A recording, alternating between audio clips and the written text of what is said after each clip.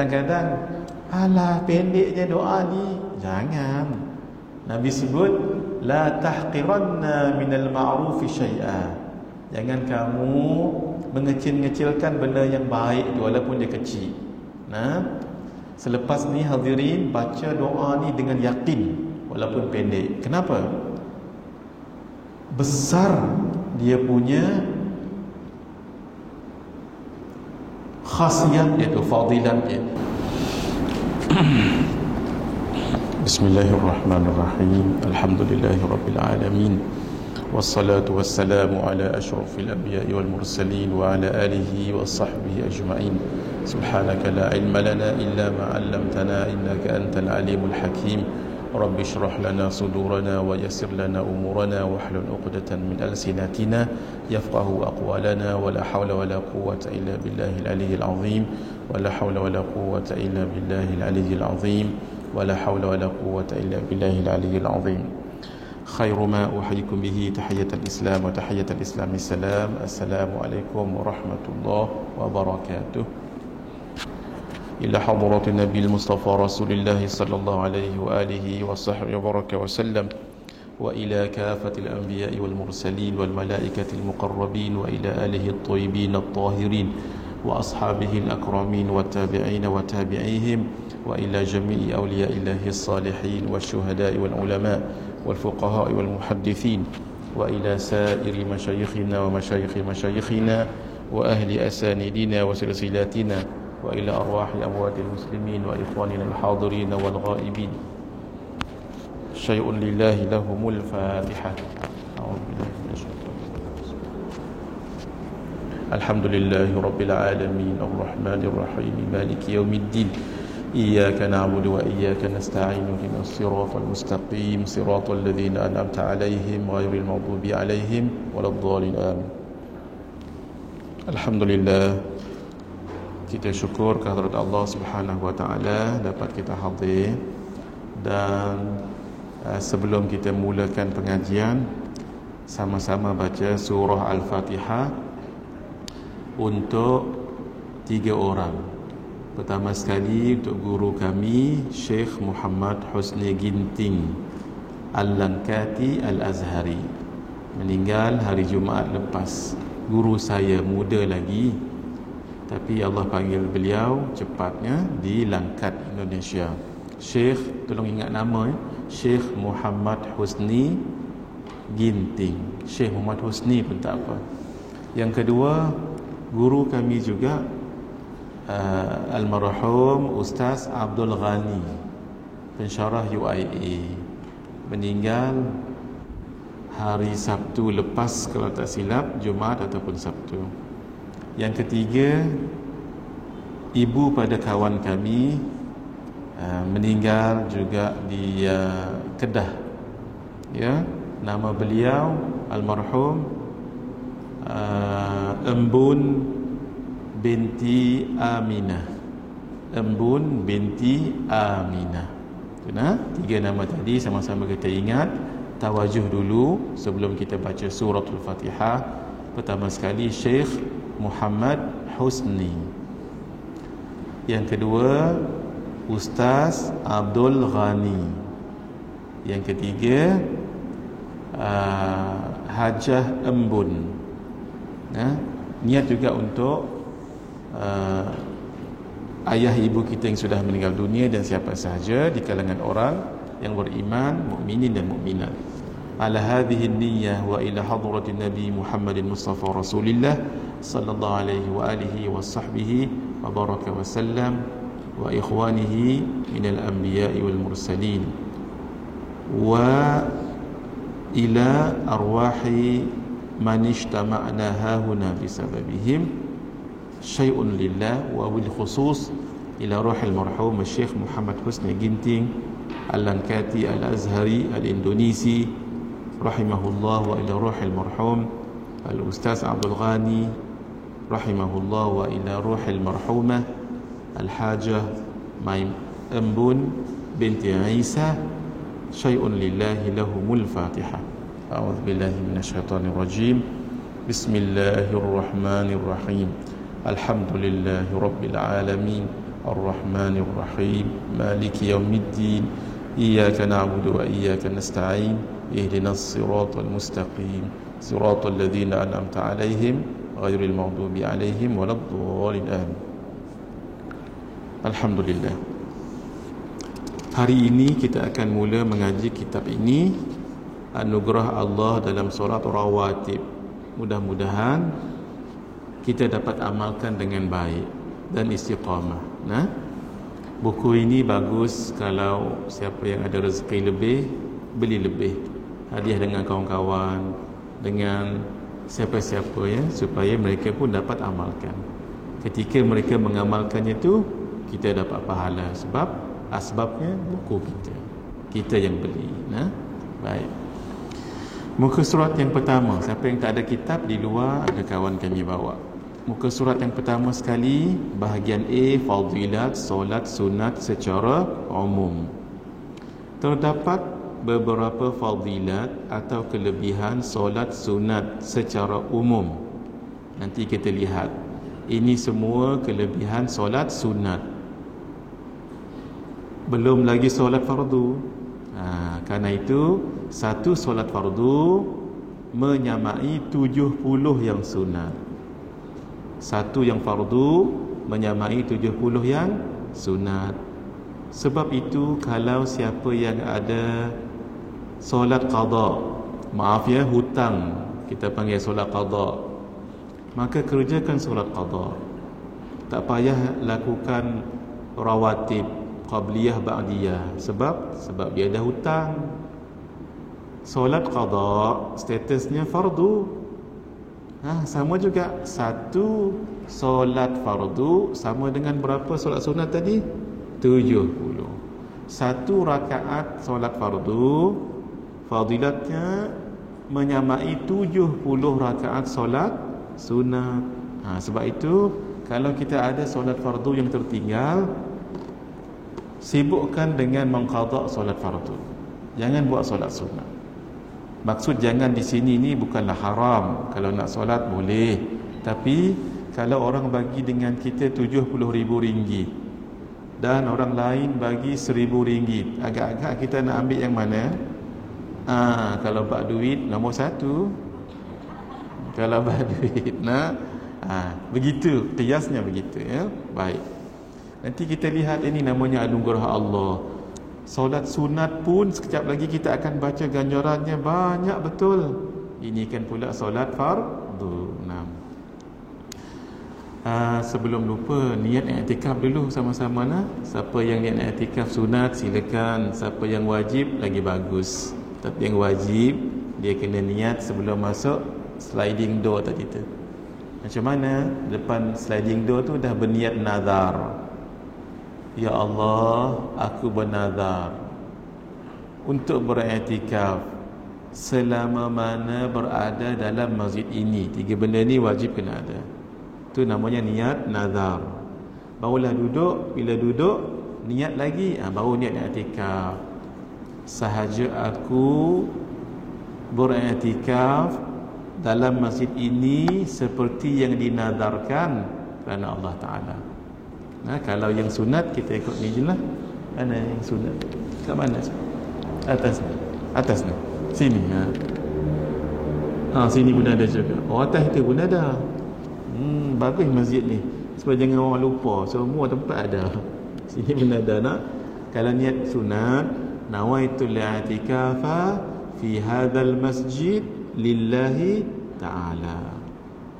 Sunatlah, dapat sunatnya. Tapi kalau yang niat nazar tadi, pahalanya lebih besar. Syaratnya apa? Kena dinazarkan dulu. Masuk masjid, sebelum masuk dalam masjid, niat nazar. Bukan niat i'tikaf ya, niat nazar. Apa dia? Ya Allah, aku bernazar untuk beriktikaf selama mana berada di dalam masjid ini. Kalau kita sampai 1 jam, 1 jam lah, 1 jam setengah, 1 jam setengah lah tu ya. Itu baru niat nazar. Barulah duduk, baru kita berniat i'tikaf. Sahaja aku beriktikaf di dalam masjid ini seperti yang dinazarkan kerana Allah Ta'ala. Kalau dalam bahasa Arab sama juga yang itu, cuma tambah belakangnya sikit. Apa dia? Nawaitul i'tikafa fi hadzal masjid, tambah satu perkataan, manzuran. Manzuran, mim nun zal waw ra alif, manzuran lillahi ta'ala. Pahalanya lebih lagi. Baik.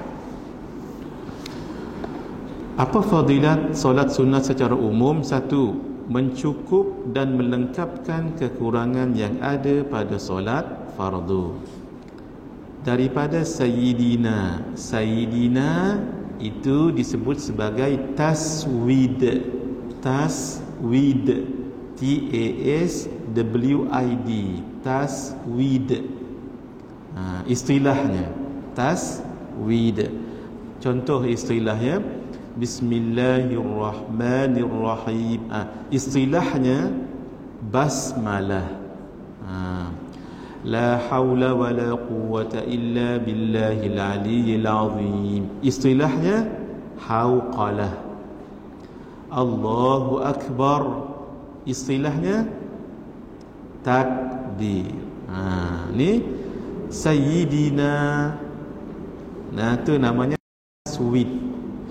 Sayyidatina untuk perempuan, taswid, T-A-S-W-I-D.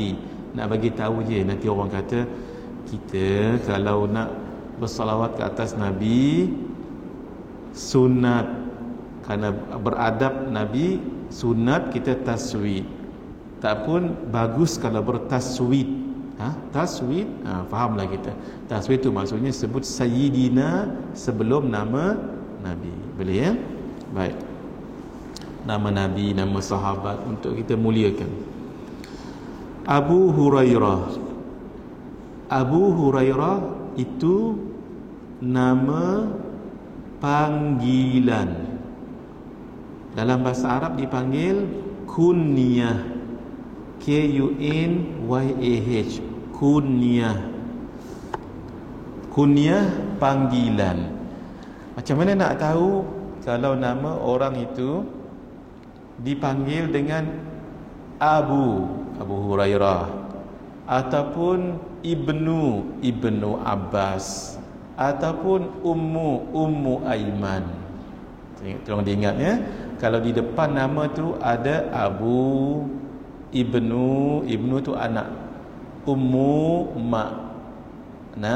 Maka dipanggil apa tadi? Kunyah. Baik, Abu tu bapa. Nama selepas Abu biasanya nama anak yang pertama sekali. Contohnya Rasulullah sallallahu alaihi wasallam ada berapa orang anak? 7 orang. Biarlah saya tanya, saya yang jawab supaya cepat, sebab kita 1 jam saja ya. Anak-anak Nabi ada 7 orang, 3 laki-laki, 4. Pertama Qasim, Abdullah, Ibrahim, Zainab, Ruqayyah, Fatimah, Ummi Kalthum. Siapa buat lagu ni? Kalau orang yang masih hidup, saya dah hadiah dia. Sebab kerana lagunya senang kita ingat, kan? Baik, anak Nabi yang pertama namanya apa tadi? Qasim. Sehingga Nabi dipanggil kunyah Nabi Abu Qasim. Boleh ya? Tak semestinya anak lelaki. Kalau anak perempuan, macam kawan saya di Gombak. Ini pun ni apa ni? Ni Gombak juga, Ulu Kelang. Kawan saya, beliau guna nama Abu Zahra. Sebab anak beliau yang pertama perempuan. Namanya apa? Zahra. Gitu ya. Yang lain-lain pun gitu juga ya. Baik. Itu nama apa tadi? Panggilan. Panggilan boleh jadi nama anak yang pertama. Yang kedua, boleh jadi sesuatu yang dekat dengan dia, berkaitan dengan dia. Contoh yang kita nak cerita sekarang ni, Abu Hurairah. Hurairah itu bukan nama orang dan bukan juga nama anak yang pertama. Tetapi ini apa ni? Ini bukan kucing tapi anak kucing. Sebab kalau kucing hirratun, kucing besar. Hurairatun, kucing kecil.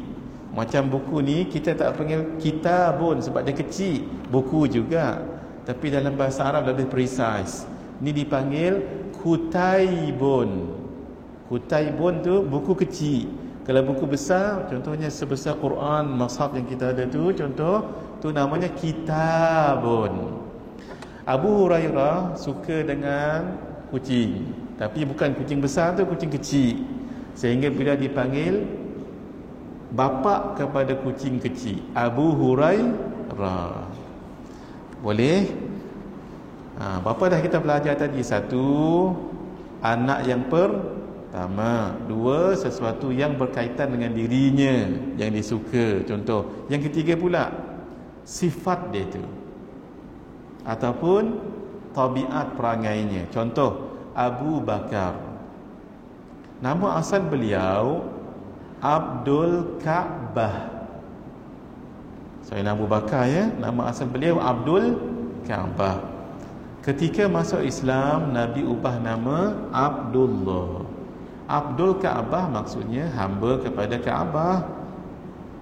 Apa? Baik. Tukar jadi hamba kepada Allah. Abdullah. Sudah. Tapi mungkin kita sampai sekarang ni tak tahu nama beliau Abdullah. Sebab terkenal sangat dengan Abu Bakar. Abu Bakar itu, kenapa dipanggil Abu Bakar? Itu persoalan tadi tu. Sebab ada sesuatu yang berkaitan dengan dirinya yang kita sebut tadi apa? Perangai, sifat. Kenapa beliau dipanggil Bakar? Abu Bakar. Bakar tu berasal dari perkataan bakar ataupun bukrah, cepat, laju, awal. Sebab ketika Nabi ajak kepada Islam, beliau tak tangguh-tangguh, dengan cepat, laju dan pantas terus terima Islam. Kalau sahabat-sahabat lain tanya dulu, ya Rasulullah, Islam ni apa? Apa ajaran Islam? Apa gini? Lepas dengar tu, ambil masa dulu, esok saya bagi tahu ya. 2 hari lagi ke saya bagi tahu? Sayyidina Abu Bakar tak, terus. Sebab itu beliau dipanggil bapa cepat, laju dan pantas. Bakar tu maksudnya cepat, laju dan pantas. Itu pertama. Yang kedua, sebab beliau ada anak yang kahwin dengan Rasulullah sallallahu alaihi wasallam. Isteri Nabi beberapa orangnya, tapi hanya seorang sahaja yang gadis. Gadis itu dalam bahasa Arab dipanggil bikir. Siapa gadis itu? Sayyidatina Aisyah. Oleh kerana beliau ada anak yang bernama Sayyidatina Aisyah, dan hanya beliaulah seorang yang gadis di kalangan isteri Nabi sallallahu alaihi wasallam, maka Sayyidatina Aisyah itu, oleh kerana beliau gadis dipanggil bikir. Bapa beliau Abu Bakar, Abu bapa bikir gadis, sehingga namanya Abu Bakar. Boleh? Lepas ni kalau orang panggil Abu Bakar, tahu sebabnya? Sebabnya berapa? 3 ke 4? Sebab dipanggil Abu Bakar tadi 3 ke 4? 2 saja. Jangan pula kata 3, 2 saja. Pertama sekali sebab bikir maksudnya gadis. Abu bapa gadis. Sebab anak beliau Sayyidatina Aisyah hanyalah satu-satunya gadis yang menjadi isteri Rasulullah sallallahu alaihi wasallam. Yang lain semua janda. Tapi janda muda lah. Ada janda yang berumur, ada janda yang muda. Contohnya Sayyidatina Hafsah. Sayyidatina Hafsah dah kahwin awal. Sebab orang Arab memang biasa kahwin awal ya. Seawal 9 tahun dah kahwin, 10 tahun dah kahwin. Ketika umur anak Sayyidina Umar, iaitu Sayyidatina Hafsah, 16 tahun, suaminya meninggal dalam peperangan. Jadi janda tu yang kahwin dengan Nabi ketika umur berapa? 16 tahun. Dah janda waktu itu, sebab kahwin awal ketika itu suatu yang lumrah. Baik. Yang kedua, kerana penerimaan Islam yang sangat cepat sehingga dipanggil Abu Bakar. Boleh? Baik. Abu Hurairah sudah. Yang kedua, Ibnu Abbas. Ibnu tu anak, Abbas tu bapa dia. Macam nama saya ni, kalau saya nak ubah sedikit cara Arab, jadi apa nama saya ni? Tak ada muhadir dah. Tak ada muhadir, jadi apa? Kalau kata dah saya nak guna Ibnu apa? Ibnu Jol. Sebab ayah saya Muhadir bin Haji Jol. Jadi saya buang nama Muhadir, tapi orang yang sama juga, tapi saya guna apa tadi? Kunyah. Apa dia kunyah? Abu di depannya, Ibnu atau Ummu. Saya guna Ibnu Jol. Nanti kalau contohnya saya mengajar, saya pun introduce myself by saying I am Ibnu Jol. Jangan apa? Bukan Muhadir. Tak. Saja saya guna apa? Kunyah. Baik. Satu lagi Ummu Aiman. Oleh kerana anaknya nama Aiman, jadi dia dipanggil Ummu Aiman, walaupun nama asalnya Fatimah. Contohnya nama kakak ni Fatimah. Oleh kerana ada anaknya Aiman, dia saja nak guna kunyah, jadi Ummu Aiman. Kan Ummu Aiman, tahu Ummu Aiman siapa? Ummu Aiman adalah hamba kepada Abdullah, Sayyidina Abdullah, bapa Nabi. Oleh kerana meninggal ayah Nabi, ketika itu Nabi berumur 2 bulan dalam kandungan ibunya, maka beliaulah yang mewarisi hamba tu, Ummu Aiman tadi tu. Baik. Akhirnya Ummu Aiman jadi mengasuh Nabi lagi, sebab sempat bersama dengan Nabi lagi. Boleh ya? Baik. Abu Hurairah, bila kita dengar tu maksudnya apa tadi? Kunyah. Apa dia kunyah? Panggilan. Satu lagi saya nak introduce supaya kita nanti belajar depan-depan kita tak pelik dah. Yang kedua, dalam bahasa Arab, satu namanya kunyah, panggilan. Yang kedua, laqab, L-A-Q-A-B. Tulis dulu ya, nanti takut lupa. Pertama tadi kunyah, K-U-N-Y-A-H. Yang kedua, laqab. Tulis dulu L-A-Q-A-B, laqab. Apa dia laqab? Gelaran. Tadi panggilan, ini gelaran. Saya bagi contoh yang mudah supaya jelas. Sayyidina Abu Bakar, nama asal beliau Abdul Ka'bah. Masuk Islam Nabi ubah jadi Abdullah. Panggilan beliau Abu Bakar. Gelaran beliau As-Siddiq. Gitu. As-Siddiq, yang sangat benar. Kenapa? Beliau membenarkan peristiwa Isra' dan Mi'raj. Boleh? Baik. Saya bagi contoh lainnya.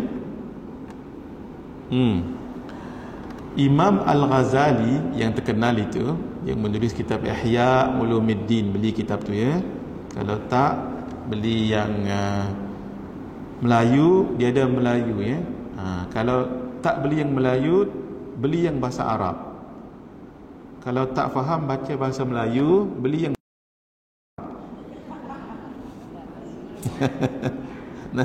Imamul Ghazali, tolong diingat nama beliau Muhammad. Nama beliau apa tadi? Kunyah beliau, oleh kerana beliau ada anak lelaki nama Hamid. Agak-agak apa kunyah beliau? Yang seperti kita belajar tadi tu. Kunyah. Dia ada dua ya. Satu kunyah, panggilan. Yang kedua laqab. Beliau ada seorang anak lelaki meninggal masa kecil, namanya Hamid. Agak-agak apa kunyah Imam Ghazali? Yang betulkan pula. Anak beliau nama Hamid. Jadi beliau dipanggil Abu Hamid. Apa maksud Abu? Ayah. Baik. Cuba saya tanya sikit lagi ya. Beliau namanya Muhammad. Nama ayah beliau Muhammad. Muhammad bin Muhammad.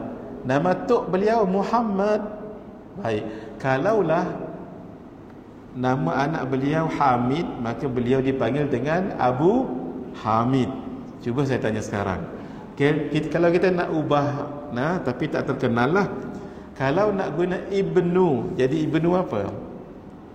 Ibnu Muhammad. Sebab ayah beliau bernama Ibnu itu apa? Anak lelaki. Anak lelaki Muhammad. Tapi orang tak panggil beliau Ibnu Muhammad lah. Orang panggil beliau Abu Hamid. Sekarang nombor 3, laqab, gelaran. Gelaran beliau Hujjatul Islam. Hujjatul Islam. Boleh? Supaya kita tahu nanti bila kita baca kitab, berkata Al-Imam Abu Hamid, siapa? Imam Ghazali. Gitu ya. Berkata Hujjatul Islam, siapa? Imam Ghazali. Sebab diguna kunyah atau laqab. Satu dulu ya, supaya kita tahu. Nama, yang kedua panggilan, kunyah. Yang ketiga gelaran, laqab. Gitu. Radhiyallahu anhu, ni namanya taradhi, Taradhi, taradhi, radhiyallahu anhu. Sunat bila kita dengar nama sahabat, sunat kita taradhi. Taradhi maksudnya kita ucap radhiyallahu anhu. Tu doa tu, radhiyallahu anhu tu, siapa yang di sini mahir bahasa Arab ya, radhiya telah redha, Allah anhu kepadanya, Allah telah redha kepadanya. Itu terjemah word by word. Tapi maksudnya semoga Allah meredainya. Sebab itu kalau kita sebut nama orang saleh yang dah meninggal dunia, sunat kita sebut rahimahullah. Rahimah telah merahmati, hu dia, Allah telah merahmatinya. Itu word by word translation. Tapi maksudnya semoga Allah merahmatinya. Boleh? Sama juga dengan sallallahu alaihi wasallam. Salla, Allah telah bersalawat, maksud Allah telah merahmati. Allah sallallahu alaihi, ke atasnya, ke atas Nabi, wasallam, dan telah memberi keamanan, kesejahteraan kepada Nabi. Walaupun word by word macam tu, Allah telah merahmati dan memberi keselamatan ke atas Nabi. Walaupun word by word begitu, maksudnya semoga Allah merahmati dan menjaga Nabi. Itu kan doa tu.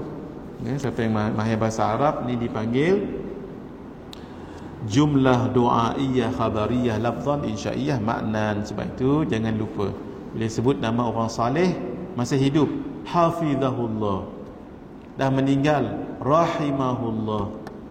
Nama sahabat radhiyallahu anhu, Sayyidatuna Aisyah, radhiyallahu anha. Nama ramai para sahabat radhiyallahu anhu. Boleh ya? Baik. Itu doa sebenarnya. Bahwasanya Rasulullah sallallahu alaihi wasallam bersabda, kita baca matan hadis dulu ya. Inna awwala ma yuhasabu bihi an-nasu yaumal qiyamati minas salah. Qala rabbuna lil malaikati wa huwa a'lam unzuru fi salati 'abdi atammaha am naqasaha. فإن كانت تامة كتبت له تامة وإن كان انتقص منها شيئا قال انظروا هل لعبدي من تطوع فإن كان له تطوع قال أتموا لعبدي فريضته من تطوعه ثم تؤخذ الأعمال على ذلكم. Hadis ini riwayat Imam Ahmad. Baik. Imam Ahmad, nama beliau Ahmad bin Hanbal. Kunyah beliau Abu Abdillah, sebab beliau ada anak namanya Abdullah, jadi dipanggil Abu Abdillah. Dia jadi Abdillah tu sebab mudhafun ilaih bahasa Arab. Apa dia laqab panggilan beliau? Nasirus Sunnah, orang yang menolong sunnah. Tu supaya kita alert ya. Orang sama je, cuma beza nama, panggilan dan gelaran. Sesungguhnya yang pertama sekali akan dihisab, dihitung dengannya daripada manusia pada hari kiamat ialah tentang solat. Haji kemudian walaupun banyak kali buat haji, umrah kemudian walaupun banyak kali umrah, sedekah walaupun suka bersedekah, itu semua kemudian. First, solat. Tuhan kita berfirman kepada malaikat sedangkan dia lebih mengetahui. Allah yang berfirman, walhal Allah Maha mengetahui, periksalah solat hamba-Ku, apakah dia telah mencukupkannya atau menguranginya. Jika ia cukup, jika solat tadi cukup, dituliskan cukup kepadanya, dan jika ada kekurangan sesuatu daripadanya solat fardu tadi itu, maka Allah berfirman lagi, periksalah adakah hamba-Ku ini mempunyai amalan solat sunat. Jika dia ada amalan solat sunat, Allah berfirman, cukupkanlah kekurangan solat fardu hamba-Ku dengan amalan solat sunatnya. Kemudian dihitungkanlah amal perbuatannya itu menurut cara sedemikian. Siapa yang solat fardu mungkin ingat benda-benda dunia, mungkin keluarganya, mungkin duitnya, mungkin barang-barangnya, secara automatik pahalanya dia makin ditolak. Maksudnya ada lompong, ada rompong kat situ. Solat apa yang akan menampungnya nanti? Solat sunat. Sebab itu solat sunat dipanggil jabirah. Jabirah. Ada dua istilah. Satu jabirah, Jabirah. Satu lagi jubran. Jubran, jubran. Contoh, tangan saya luka. Ni tangan saya luka ni, sini.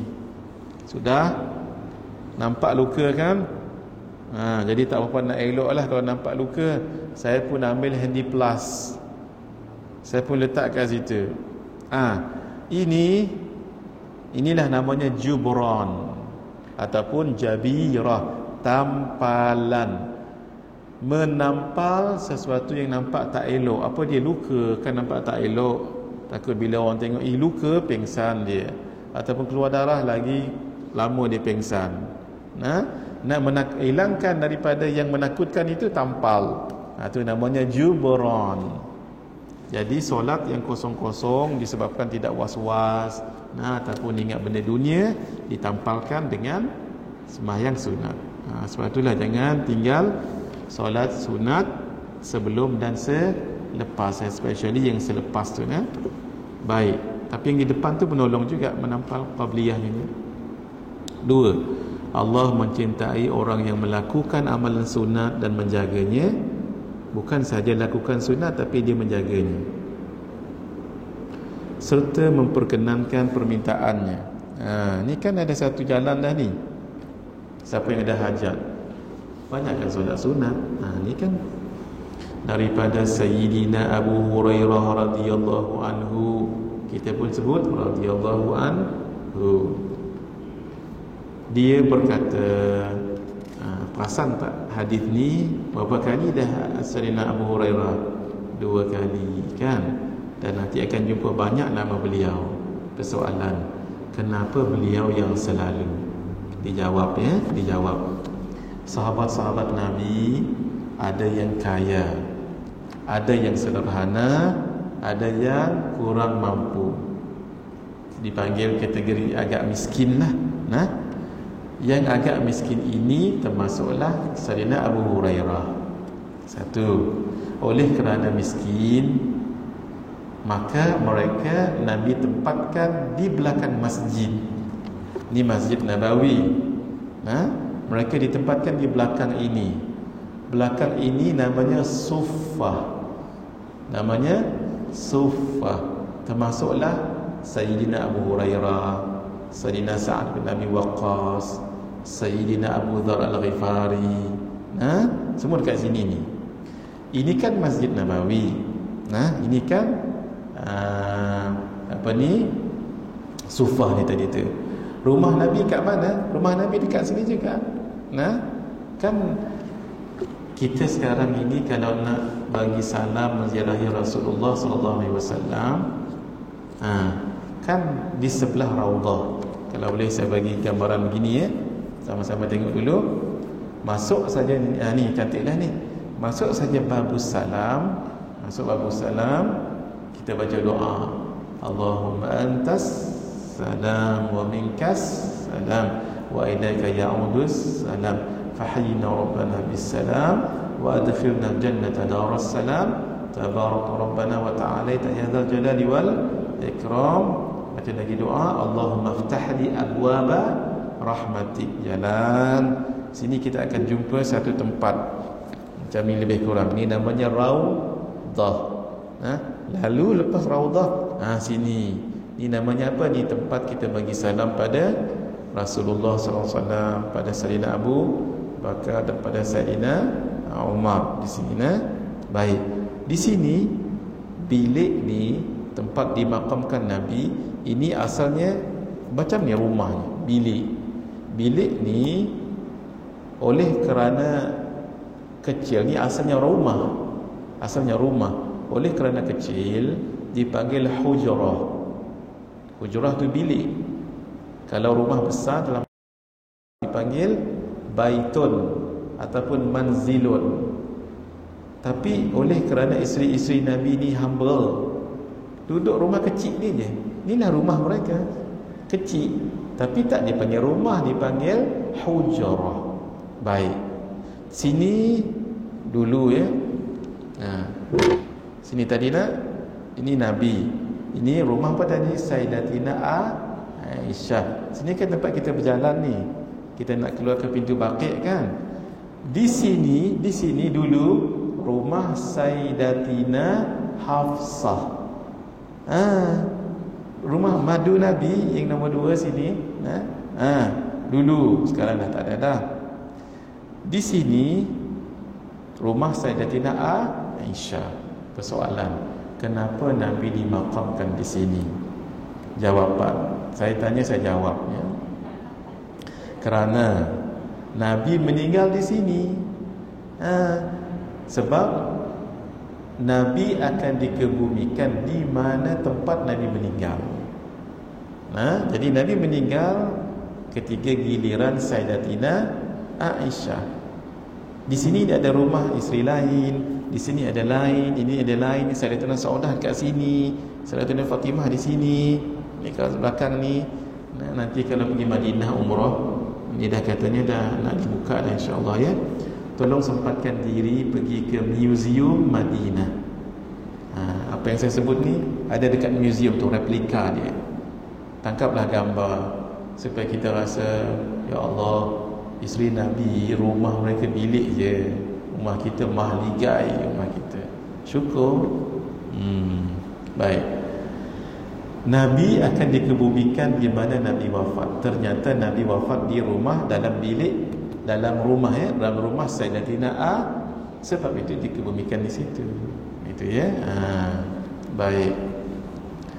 Apa yang saya nak sebut tadi? Di sini. Di sini kan rumah Sayyidatina Aisyah kan? Di sini rumah Sayyidatina Fatimah belakang ni. Sinilah dia Suffah tadi tu. Suffah. Siapa yang duduk di Suffah tadi? Orang-orang miskin. Nabi lah yang bagi mereka makan. Kadang-kadang Nabi tak ada makanan. Nabi kata, 5 orang pergi rumah Sayyidina Abu Bakar. Rumah Sayyidina Abu Bakar kat sini. Ni kalau boleh mengaji, ni rumah Sayyidina Abu Bakar dekat kawasan ini. Kemudian rumah sahabat banyak keliling. Kalau boleh pergi Madinah ke, pergi umrah, biarlah dengan orang yang tahu sejarah juga. Bila mutawif tahu sejarah, tahu kita sinilah dia rumah Sayyidina Abu Bakar dulu, terasa kita. Sinilah rumah Sayyidina Umar, sinilah dia Bi'r Ruha. kebun Sayyidatuna Abu Talhah, ada dalam tu. Tapi kena buka kapit lah, buka kapit dan tengok askar polis. Tak nampak askar apa buka. Dia kapit kat situ. Lain lah, terasa lain. Sini rumah Sayyidatina Aisyah, sini belakangnya rumah Sayyidatina Fatimah. Sinilah rumah ahli sufah tadi tu. Nabi yang finance, Nabi yang bagi makan. Kadang-kadang Nabi juga tak ada makan. 5 orang pergi rumah Sayyidina Abu Bakar, 6 orang rumah Sayyidina Umar, 5 orang ikut saya makan. Gitu. Oleh kerana Sayyiduna Abu Hurairah duduk sini selalulah ikut majlis ilmu Nabi. Itulah sebabnya kenapa beliau banyak meriwayatkan hadis. Boleh? Fakta-fakta sebegini kita kena tahu. Bila kita mendengar Abu Hurairah, selalu nama beliau, ya, kerana beliau ahli suffah. Ahli suffah duduk dekat rumah Nabi dan mereka tak berniaga sepanjang masa dengan kuliah Nabi.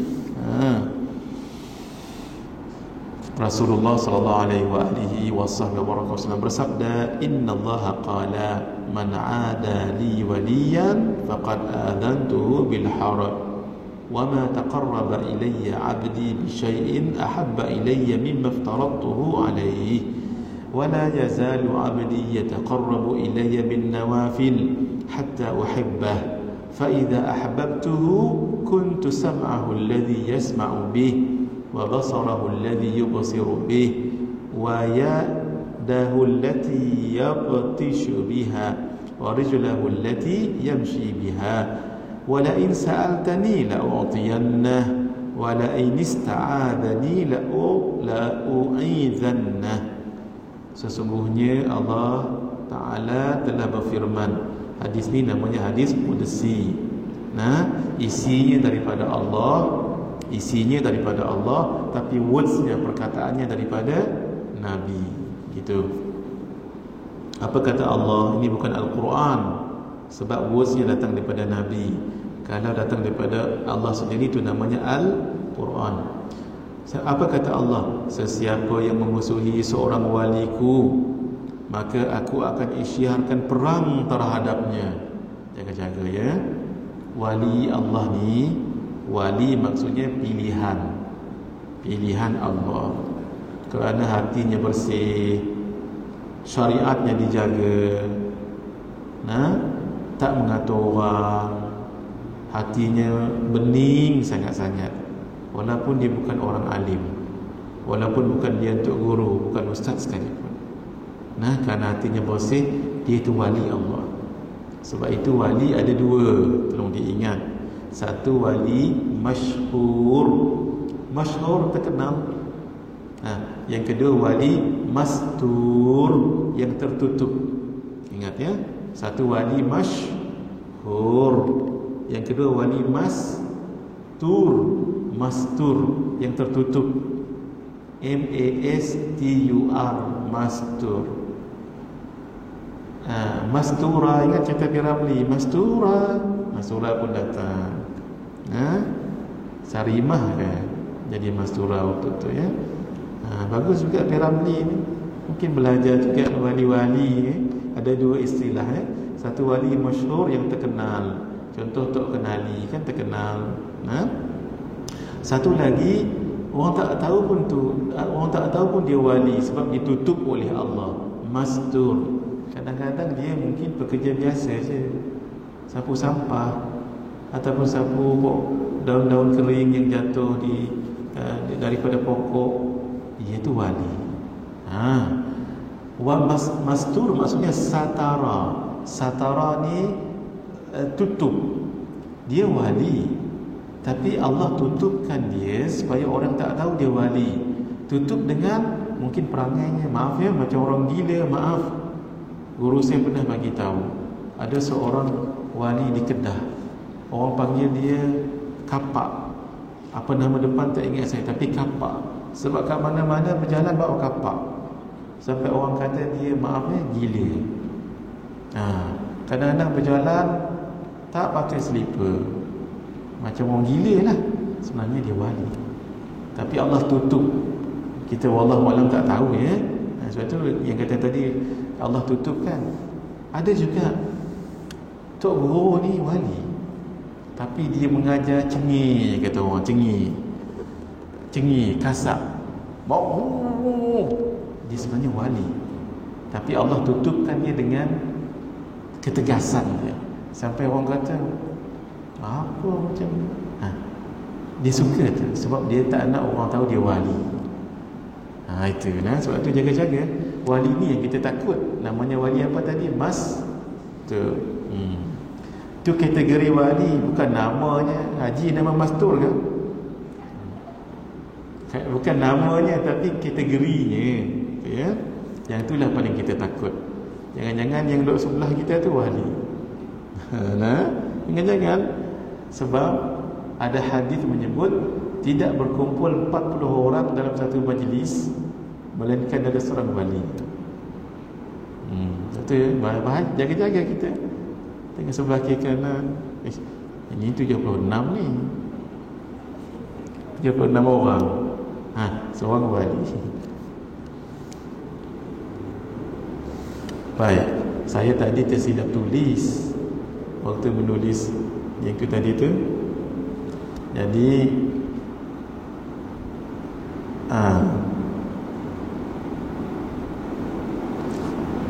saya kan ada umur kat situ kan, umur dengan sebelahnya tu sukatan suhu tu kan. Saya pun tulis dekat umur tu 36. Walaupun umur dah 44 sekarang ni. Kemudian saya tulis dekat suhu 63.2.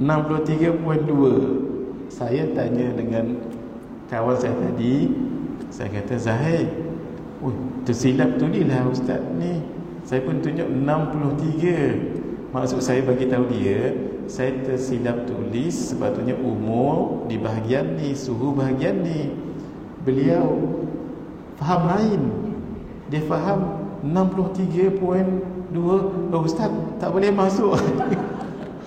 Saya pun terkejut, tak boleh masuk. Rupanya tertukar 36 poin. Saya nak bagi tahu dia, saya silap tulis bahagian umur dengan suhu.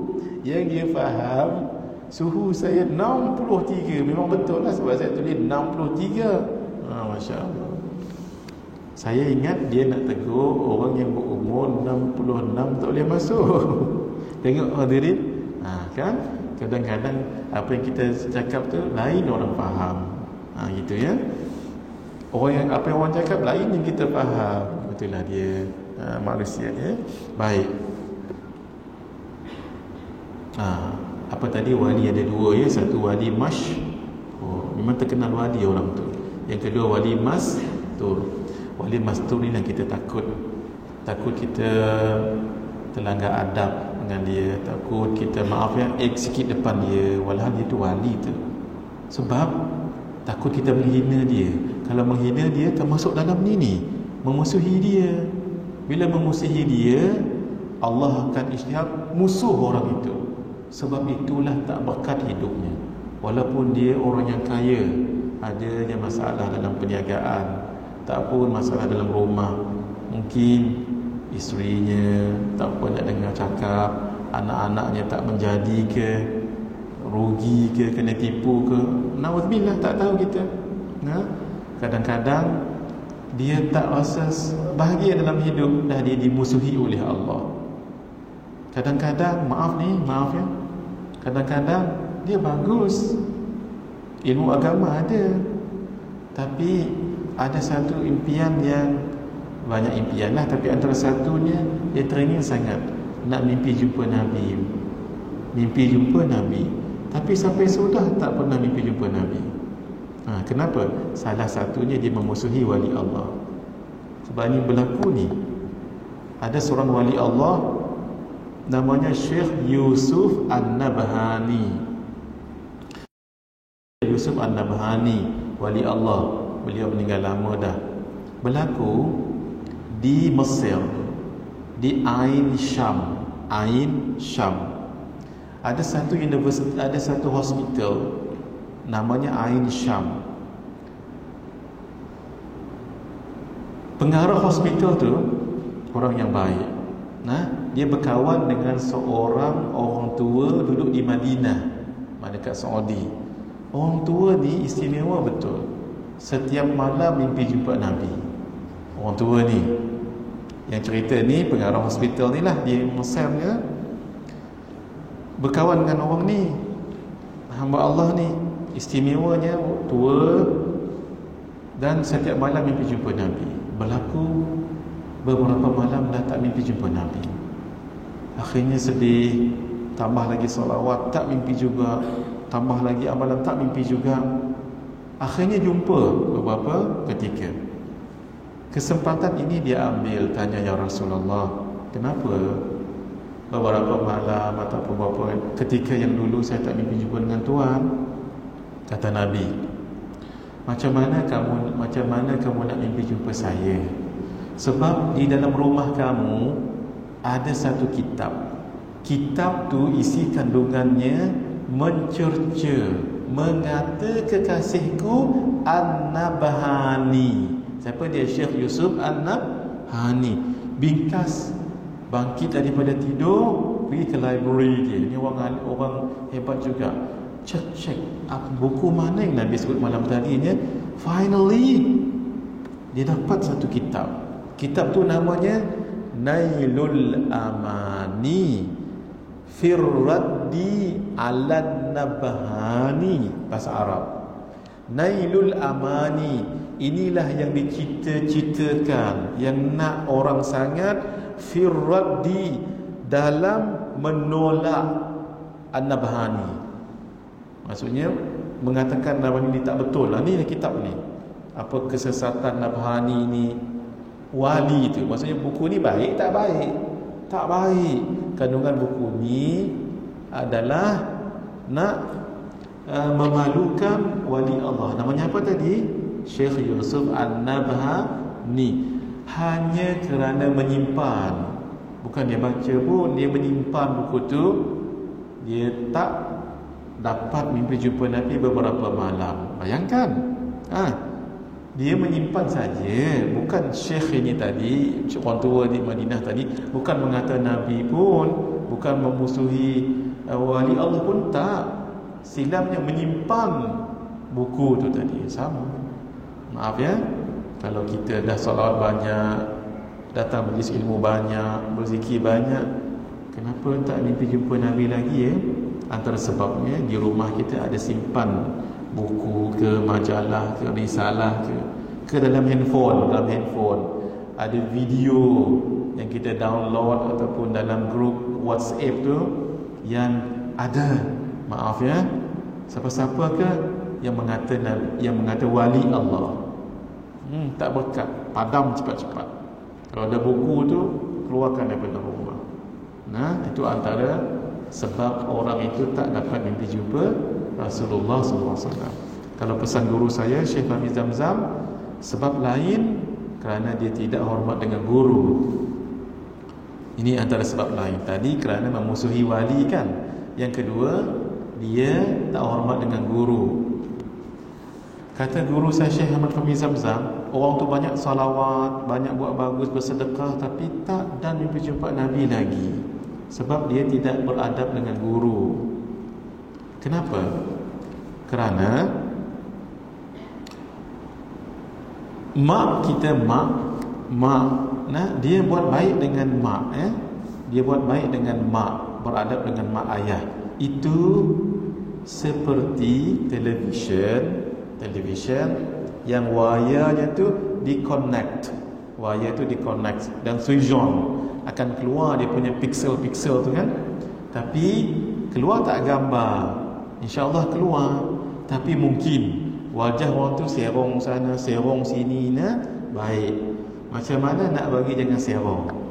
Pakai aerial ataupun pakai antena. Mak ayah tadi adalah wayar yang digunakan untuk elektrik masuk dalam tu.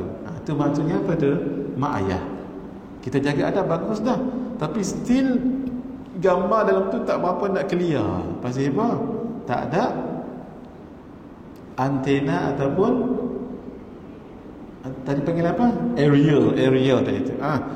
Aerial atau antena itulah guru kita. Sebab guru kita yang memperkenalkan kita tentang muka Nabi macam mana, perangai Nabi macam mana, akhlak Nabi macam mana, hadis Nabi macam mana. Tolong diingat ya. Ini pesan guru saya lah. Sebab saya tahu tuan-tuan, puan-puan yang kita ingin sangat nak mimpi jumpa Nabi ya. Jangan kata tengok wajah Nabi, sekilas saja mimpi jumpa Nabi, dia punya dada, lapang dada tu lain. Tu ya. Antara caranya kena banyak bersalawat lah. Ada cara lain juga, tapi tolong diingat itu. Salawat dah banyak, umrah dah selalu, sedekah boleh tahan, tapi kenapa tak mimpi jumpa Nabi? Baik dengan ayah ibu ya. Satu lagi, tolong cek apa ni guru kita tu. Baik. Itu antara sebab. Ya Allah, janganlah kita memusuhi wali-wali Allah, terutama sekali wali-wali yang dua tadi, masyhur atau mastur. Oleh kerana kita tak tahu tu wali ke tak, takut nanti bila kita pergi, itu wali betul, nampak kesalahan kita. Sebab itu kalau nak jumpa orang saleh, wali-wali Allah ke, baca dulu yang ni 3 kali. Ini dah bagi dulu ni. Ingat doanya Kak Jah? Allahumma asturna bisitrikal jamil. Kalau ada whiteboard saya tulis kat sini. Tak ada. Allahumma asturna, ikut saya dulu. Allahumma asturna bisitrikal jamil. Kalau whiteboard ada kat luar kan Kak Azhar? Kalau ada nanti saya akan tulis. Ini ada ni. Mana? Ada milik itu kemudian. Sekali lagi, Allahumma turna bisitrikal jamil. Siapa yang boleh tulis silalah. Allahumma asturna, ya Allah tutupkanlah kami bisitrikal jamil, dengan tutupanmu yang indah. Yang tu dibaca bila? Setiap kali nak jumpa orang saleh. Ya, baik. Boleh izinkan saya 10 minit lagi? Dan tidaklah hamba-Ku bertaqarrub, iaitu menghampirkan dirinya kepadaku dengan suatu amalan yang lebih aku sukai daripada amalan yang aku fardukan ke atasnya. Amalan yang paling Allah suka fardu, walaupun orang itu tak buat yang sunat. Jadi yang fardu jangan tinggal lah. Solat 5 waktu sehari semalam. Zakat jangan tinggal. Zakat sunat, sedekah. Solat sunat yang kita ceritakan sekarang ini. Dan tidaklah hamba-hambaku yang sentiasa bertaqarrub dirinya kepadaku dengan amalan-amalan sunat, tadi yang fardu kan, sehingga aku mencintainya. Amalan yang Allah paling suka fardu, tapi amalan sunat, Allah, oleh kerana kita buat sunat, Allah menyukai kita. Tambahlah tu, dahlah kita buat fardu Allah suka, sunat lagi Allah suka. Apabila aku sudah mencintainya, maka akulah pendengarannya yang dia mendengar sesuatu dengannya. Maksudnya Allah akan menjaga pendengarannya. Ada orang mengumpat contohnya. Ada orang mengumpat, kawan tu mengumpat, rupanya dia tertidur rupanya. Selamatlah dia tak dengar umpat. Gitu. Tak pun bila ada orang memfitnah orang lain, bunyi motosikal, menyelamatkan dia daripada dengar. Gitu. Ya, akulah penglihatannya yang dia melihat sesuatu dengannya. Maksudnya Allah akan menjaga penglihatannya. Maaf ya, mungkin di hadapannya adalah seorang perempuan yang terdedah aurat, tapi ketika dia melihat kosong, tak ada apa pun, selamatlah pandangannya. Ataupun mungkin Allah tukarkan pandangannya. Mungkin orang itu, maaf, pakai pakaian yang menyolok mata lah. Dia pun tengok, macam lembu. Macam lembu, mana ada syahwat kalau tengok lembu, contoh. Macam-macam lah Allah nak jaga pandangannya tu. baik. Tak apa dilihatnya pokok, wala depan di perempuan, tapi pokok kerana Allah nak jaga mata dia. Akulah tangannya yang dengannya dia memegang sesuatu. Maksudnya bukan tangan tu tangan Allah, tidak, dia akan memegang sesuatu yang baik-baik. Dan akulah kakinya yang dengannya dia berjalan dengannya. Maksudnya Allah akan mengawal apa yang dilakukan oleh tangan dan kakinya. Sekiranya dia meminta kepadaku, pasti aku akan memberikannya. Dan sekiranya dia meminta perlindungan daripadaku, pasti aku akan melindunginya. Hadis ini riwayat Al-Imam Al-Bukhari. Banyaklah buat solat sunat. Kalau kita ada hajat, solat sunat dulu. Kan Allah sebut tadi tu, Allah suka orang yang banyak buat solat sunat. Allah akan kabulkan apa yang diminta. Jadi solat sunat dulu. Katalah sekarang ni kan, Kak Ajah tadi dah sembahyang sunat duha di rumah dah 8 rakaat. Tu dia, 8 rakaat. Lepas tu ni sembahyang apa ni? Tak ada sembahyang apa dah. Isyraq dah selesai, duha dah selesai. Sembahyang apa ni? Qada tak ada. Fresh apa ni, clear semua sekali. Sembahyang apa? Boleh sembahyang sunat mutlak. Sembahyang sunat mutlak. Macam mana usallinya? Usalli sunnatan rak'ataini lillahi ta'ala. Habis, angkat lagi. Usalli sunnatan rak'ataini lillahi ta'ala. Itu maksudnya solat sunat mutlak. Tak payah sebut usalli sunnatan mutlaqatan, tak payah. Usalli sunnatan lillahi ta'ala. Tak payah campur Arab dengan Melayu. Usalli sunnatan mutlaq. Solat sunat itulah namanya mutlaq. Masya-Allah. Boleh ya? Dan minta perlindungan daripada Allah Subhanahu wa taala. Saya dah cerita ni dekat Gombak. Hari ni saya akan cerita lagi. Salah satu perlindungan untuk diri kita adalah bacaan doa sebelum tidur. Pendek tapi sangat ampuh. Namanya doa Bismikallahumma ahya wa amut, atau boleh juga Bismikallahumma amutu wa ahya. Pendek kan? Kadang-kadang alah pendeknya doa ni. Jangan. Nabi sebut la tahqiranna minal ma'rufi syai'a. Jangan kamu mengecil-ngecilkan benda yang baik tu walaupun dia kecil.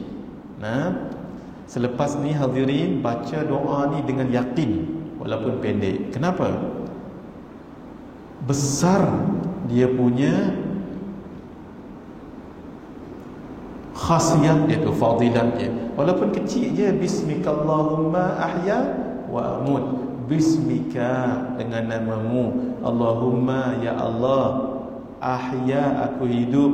Wa amut, dan aku meninggal. Tapi perkataan Bismika ni sangat power. Kenapa? Ada cerita disebut oleh Imam Ibnu Kathir. Imam Ibnu Kathir dalam kitab beliau Al-Bidayah wan Nihayah, berlaku ada satu kafilah, satu kumpulan dagang. Antara yang ada di situ adalah Harab bin Umayyah. Ni zaman-zaman sebelum datuk-datuk dan Nabi ke atas ni. Ni bukan datuk Nabi, tetapi nak cerita zaman-zaman datuk Nabi ke atas. Harab bin Umayyah termasuk di dalam kafilah tadi. Kemudian singgah di satu tempat. Rupanya tempat itu ada jin. Tempat itu, jin ni tak suka orang berada di kawasan itu. Ya, mereka bawa ternakan-ternakan, unta, kuda, kambing, begitu. Datang jin ini dalam bentuk nenek perempuan, bawa tongkat. Ketika datang, dihentaknya tongkatnya ke tanah. bertempiaran, binatang-binatang lari. Sebab yang dapat tengok jin siapa? Binatang. Orang tak lari pasal tak tahu ni orang, tapi depa tak lari, pakak carilah binatang-binatang tadi. Nah, heran dok tengok saya apa nenek ni, apa cerita. Esok hari mai lagi nenek tadi dengan tongkat yang sama, hentak lagi, bertempiaran lagi.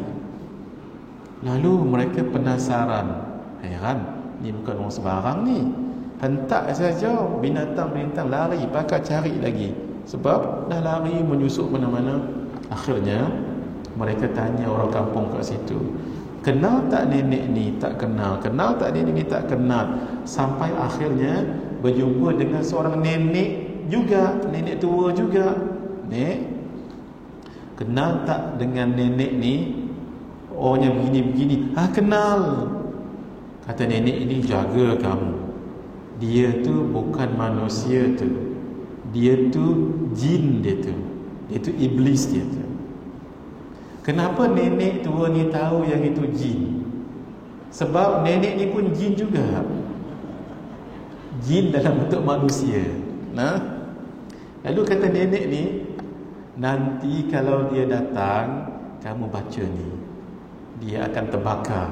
Tengok jin mengajar untuk bakar jin. Memang ada.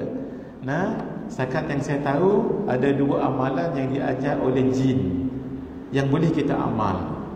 Satu, ayatul kursi. Sebab Sayyidina Abu Hurairah hairan, gandum yang ada dekat Baitul Mal esok je kurang. Malam ketiga dia nekat. Siapa curi tak tahu. Dia pun sembunyi, keluar tangan, rupa-rupanya jin. Pasal apa? Tolong lepaskan saya, tolong. Lebih kurang itu kan? Tak, saya tak mau lepas hang. Saya nak bawa jumpa Rasulullah sallallahu alaihi wasallam. Kata jin ni tadi, tolong lepaskan saya, tapi saya ajak kamu satu amalan. Kalau kamu baca, jin tak akan main. Jin ajak amalan yang jin tak main. Nah, apa? Ayatul kursi dibaca, Allahu la ilaha illa huwa. Lepas tu jin tu pun pi. Pagi esoknya Sayyidina Abu Hurairah yang kita cerita tadi tu pergi jumpa dengan Rasulullah, cerita begini. Kata Nabi, ketahuilah bahawa jin itu penipu. Jin ni penipu, jangan dok percaya. Tapi hak dia kata malam tadi betul. Jin ini penipu, tapi hak dia ajak malam tadi itu betul. Sebab itu, maaf ya kalau kita jumpa dengan siapa-siapa ke, terutama sekali orang yang ubat ni lah, tiba-tiba jin tu kata, yang buat hang ni ajar timah, jangan percaya. Yang buat ni adilan, jangan. Dia saja nak belaga kita. Nah, kecuali orang yang sungguh tahu ilmu ni. Nah, baik. Yang pertama ayatul kursi, yang kedua yang ini. Kalau dia mai kata nenek tadi baca bismikallahumma, dia akan terbakar. Tak apa, balik. Esok hari mai nenek ni tadi. Bila dia mai hentak, bertempiaran lari juga. Dalam dok tengok benda ni, Harab bin Umayyah yang saya cerita tadi tu, dia teringat yang kata nenek semalam tu. Jadi ada orang tu pun ingat juga, baca baca depan nenek ini, bismikallahumma, menggelupuk nenek tadi tu. Dalam dia menggelupuk, dia dan tendang, lagu mana tak tahu, dalam kitab sebut itu, dia tendang Harab tadi tu, meninggallah Harab tu. Lalu ada satu syair ni tak apa, kemudian saya baca. Jadi nak tunjuknya apa? Powernya bismikallahumma. Walaupun pendek, dia boleh menghancurkan, menghanguskan, mengelumpuk nenek dah. Habis, tak betul saja. Tuan-tuan, setiap kali nak tidur, baca dulu. Tak kira tidur malam, tidur siang. Boleh. Dia malam pun boleh, siang pun boleh. Satu je tak boleh, jangan tidur waktu mengaji. Dalam pengajian jangan duk baca bismikallahumma, jangan tidur nak. Tidak baca. Jadi boleh bila-bila pun baca boleh. Tapi baca dengan yakin. Ni lepas dengar cerita ni yakin betul. Bismikallahumma. Tambah lagi mungkin ada orang kena histeria, nah. Kita pun baca ayatul kursi pada semua. Antara yang boleh kita baca bismillahirrahmanirrahim. Tapi jangan jadi bomoh lagi. Macam mana orang kena jin? Bismillah. Lagi dia kena. Nah, tak ini bila kita sebahagian orang kena histeria, sementara nak tunggu ustaz mai kan kita tahan dia baca ayatul kursi kan. Kalau nak berani lagi baca bismillahirrahmanirrahim. Tak apa. Kena. Setakat ni dulu nombor 3, ia sebagai satu jalan untuk bersama Nabi Muhammad sallallahu alaihi wasallam di dalam syurga. Kita sambung 2 minggu lagi ya. Ini saya baca agak lambat sebab baru mula baca ni. Nanti seterusnya kita baca laju insya-Allah. Dapatkan buku ni di luar sana baru kita sedap mengaji berkitab. Tolong Kak Ajah tolong tanda nah supaya senang nanti. Kak Ajah Nani tolong tanda supaya senang bila masuk. Saya banyak mengajak juga buku ni di tempat lain. Hadirin, apa yang ada dalam buku ni dah boleh hamai dah. Boleh hamai, tak perlu tunggu saya bagi ijazah ya. Dan untuk umum dulu saya ijazahkan buku ni pada semua yang hadir dalam masjid pagi ni dan semua yang ikut pengajian kami secara live ni ataupun secara rakaman saya ijazahkan. Tuan-tuan puan-puan mengamalkan semua yang ada dalam buku ini. Sebenarnya ini pun datang daripada Nabi juga. Nah, cuma kalau kita ada ijazah dengan guru tu lebih sedap lagi lah. Nah, sebab amalkan terus. Solat sunat isyraq amalkan, awabin amalkan. Ingat hadirin, saya pernah ajar kat sini solat awabin. Jangan tinggal ya. Kenapa? Sekali kita solat awabin, Allah terima pahala ibadah kita berapa tahun? 12 tahun. Itulah kata ulama. Katalah orang itu dia bertaubat lambat. Maaf ya, bertaubat lambat. Umur 50 tahun baru bertaubat, umur 60 tahun baru bertaubat. Jangan putus asa. 4 waktu ni buat amal. 1, waktu malam sampai ke subuh, terutama sekali 1/3 malam yang akhir. 2, waktu subuh sampai terbit matahari.